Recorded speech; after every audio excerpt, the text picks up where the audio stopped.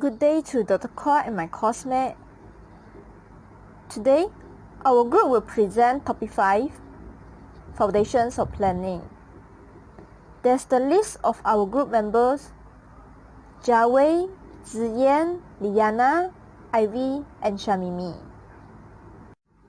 Question 1. Why are formal plans generated? In my opinion, managers generate formal plans for at least 4 reasons. First, planning establishes coordinated effort. It gives direction to manager and non-managerial employees. When all organizational members understand where the organization is going and what they must contribute to reach the goal, they can begin to coordinate their activity, thus fostering teamwork and cooperation. Second, planning reduces uncertainty by forcing managers to look ahead, anticipate change, consider the impact of change, and develop appropriate responses. It also clarifies the consequences of the action manager might take in response to change. Third, planning reduces overlapping and wasteful activity. Coordinated effort and responsibility before the fact is likely to uncover waste and redundancy. Furthermore, when means and end are clear, inefficiency becomes obvious.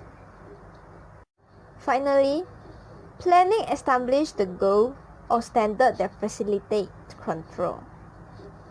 If organization members are not sure what they are working towards, how they can assess whether they have achieved it? When managers plan, they develop goals and plan. When they control, they see whether the plan has been carried out and the goals met. If significant deviations are identified, corrective action can be taken. Without planning, there are no goals against which to measure or evaluate work effort. Question 2. Discuss why planning is beneficial. First, efficient use of resources. All organizations, large and small, have limited resources. The planning process provides the information top manager needs to make effective decisions about how to allocate the resources in a way that will enable the organization to reach its objective. Second, establishing organization goals. Setting goals that challenge everyone in the organization to strive for better performance is one of the key aspects of the planning process. Goals must be aggressive but realistic. Organizations cannot allow themselves to become too satisfied with how they are currently doing. The goal-setting process can be a wake-up call for managers that have become complacent. Third, managing risk and uncertainty. Managing risk is essential to an organizational success. Even the largest corporations cannot control the economics and competitive environment around them. Unforeseen events occur. This must be dealt with quickly before negative financial consequences from this event become severe. Fourth, team building and cooperation. Planning promotes team building and the spirit of cooperation. The plan is completed and communicated to the members of the organization. Everyone knows what their responsibilities are and how other areas of the organization need their assistance and expertise in order to complete assigned tasks. They see how their work contributes to the success of the organization as a whole.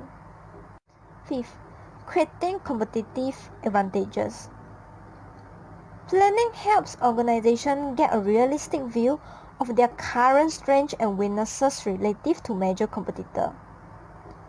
The management team see areas where competitors may be vulnerable and craft marketing strategy to take advantage of these weaknesses. Question 3. Describe in detail the 6-step strategic management process. Step 1. Identifying the organization's current mission, goals, and strategies. Every organization needs a mission. Mission forces managers to identify what is in business to do. Step 2. Doing an internal analysis. Managers should examine all components of the environment to see the trends and changes. Step 3. Doing an internal analysis which provides important information about an organization's specific resources and capabilities. An organization's resources are its assets, while the organization's capabilities are the skills and abilities needed to do the work activities in its business. Step 4. Formulating strategies. As managers formulate strategies, they should consider the realities of the external environment and their available resources and capabilities, and design strategies that will help an organization achieve its goals. Step 5. Implementing strategies. Once strategies are formulated, they must be implemented. Next, evaluating results. Managers should questioning like how effective have the strategies been at helping the organization reach its goals, what adjustments are necessary, and so forth. Question 4. How would SWOT analysis strengthen the strategic management process externally and internally?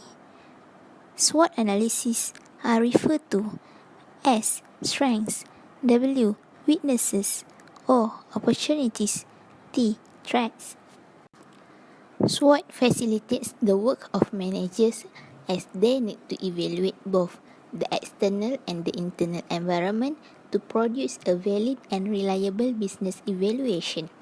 In an external analysis, managers should examine all components of the environment, such as economic, demographic, political or legal, socio-cultural, technological, and global, to see the trends and changes.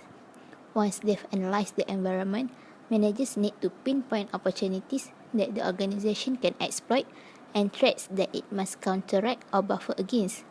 Opportunities are positive trends, whereas threats are negative trends. The internal analysis provides important information about an organization's specific resources and capabilities.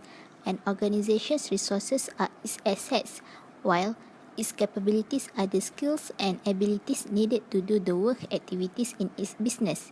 The major value-creating capabilities of the organization are known as its core competencies.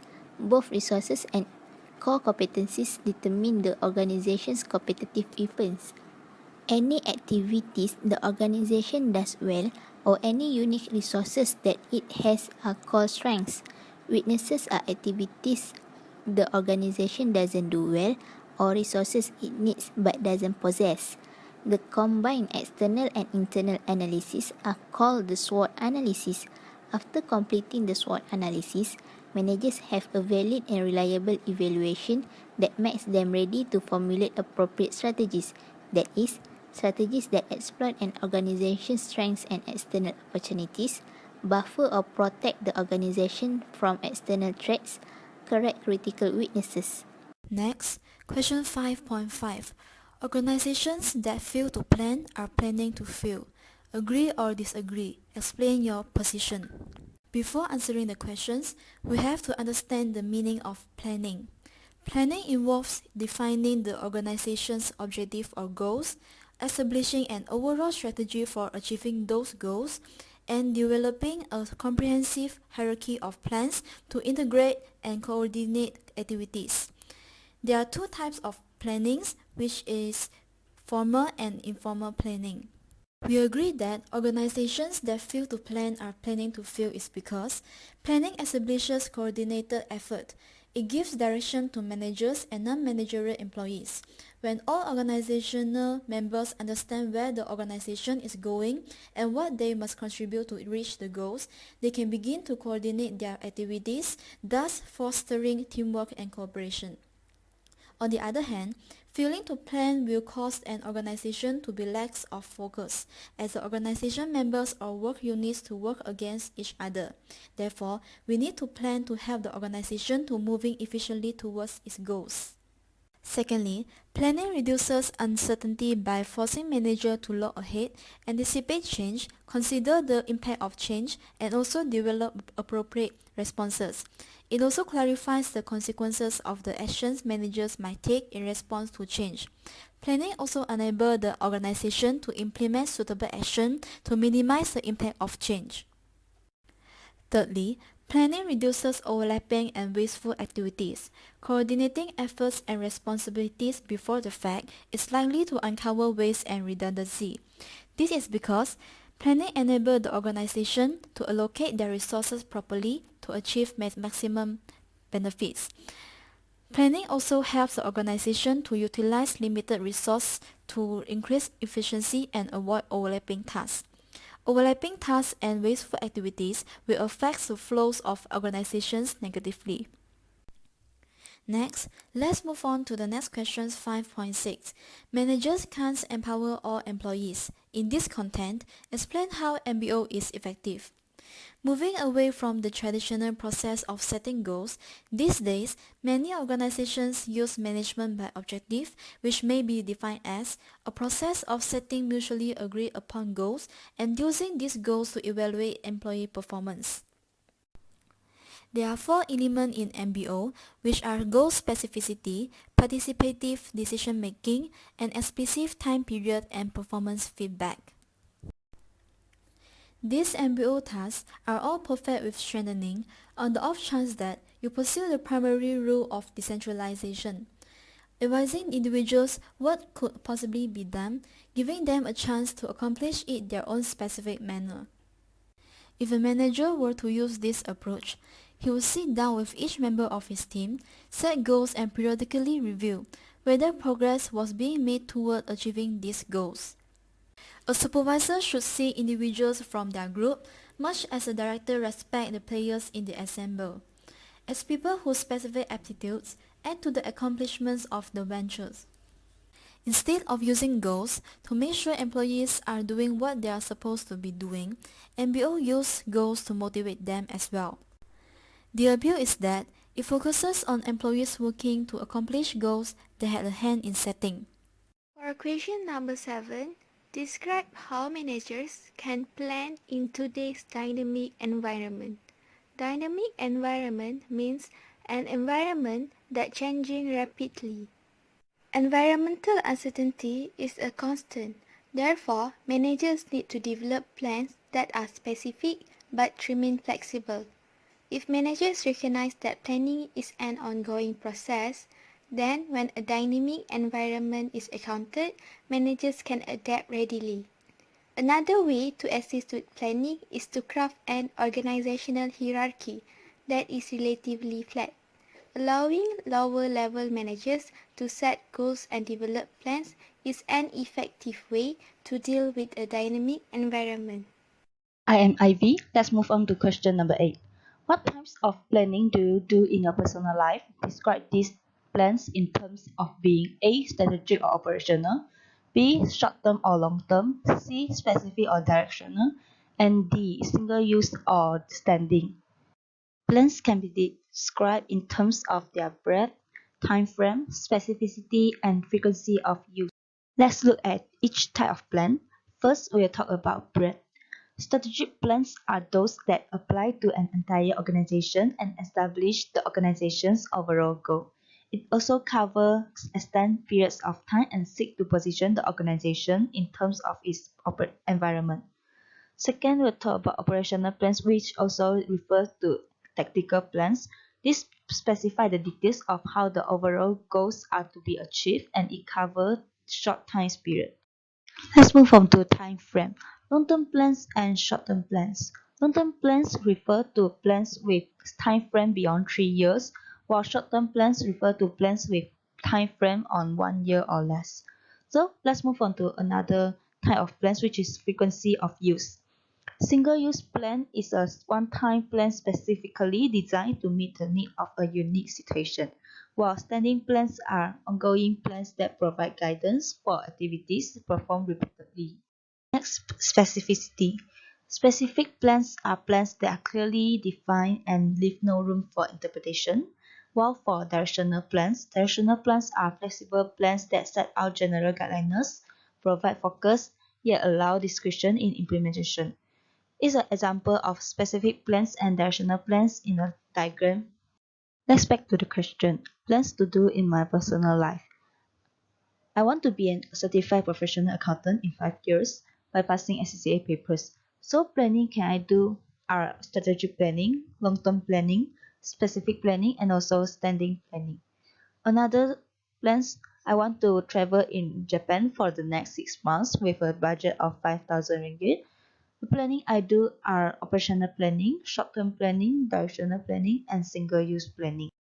Next, I want to achieve ideal body weight in 1 year by practice balanced diets and doing exercises. So the planning I do are operational planning, short-term planning, directional planning, and also standing planning. For next situation, I'm running late and want to go to school by taking Grab car service. The planning I do are operational planning, short-term planning, specific planning, and also single-use planning. That's the end of our presentation. Thank you for watching and have a nice day.